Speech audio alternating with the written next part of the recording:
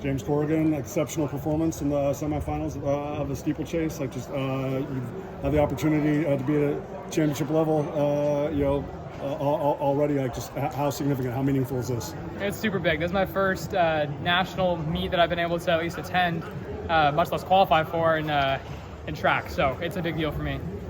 I mean, obviously, it really starts to kind of unfold, and kind of everybody breaks out in those last couple laps. Sure. Was it good to just kind of have people to the left and to the right, like when you were going over barriers and water jumps, because that's going to be the case in the finals? Yeah, totally. It was nice to have some mixing around. Regionals felt pretty stagnant, and so it was nice to be able to just get the experience ready for finals. I will say, hopefully my competitors aren't listening, but it feels nice to be on the outside, just to see a clear shot of all the barriers. And there were a couple times where it was blocked, and I feel like I handled it fine. So ready to rock and roll pretty much. What were your expectations coming into this meet for yourself? For myself, just to advance, whatever that meant. If the race went out and I was feeling good about where I was, and the race broke open, and there was a pack of 5, I told myself I'd relax.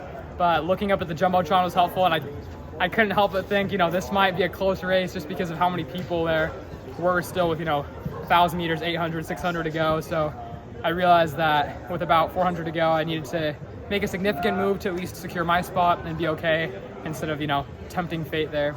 And was last year your first year steepling, or did you steeple in high school?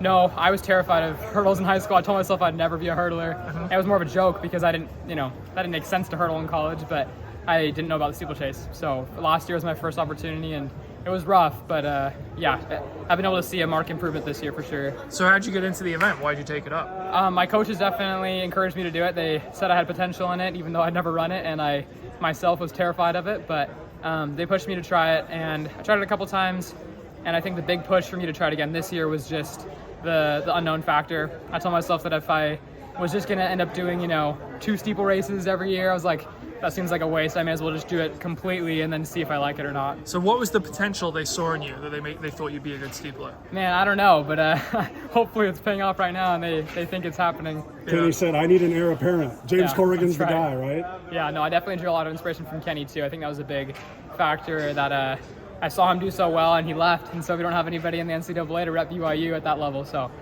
me and Wyatt Houghton are definitely doing our best to take up the mantle. Does he practice or train with you guys at all? Kenny? Yeah. Yeah, same with some of the other pros that train under Ed still. He'll show up to practice. I'll see him in the locker room and get a chance to talk with him every now and then. Actually, right before we left, I got to work out with him, and it was really special. Okay. How'd that go? Were you hanging with him or what? He's crazy. It's always humbling. I always think I'm hot stuff, and then the moment I get in a workout, I'm right behind him. If I were to go like this, you couldn't tell he was jumping over hurdles. So he's awesome. Cool. What level of confidence does it give you in going into the finals, in the heats, running a PB, and winning such a competitive fight?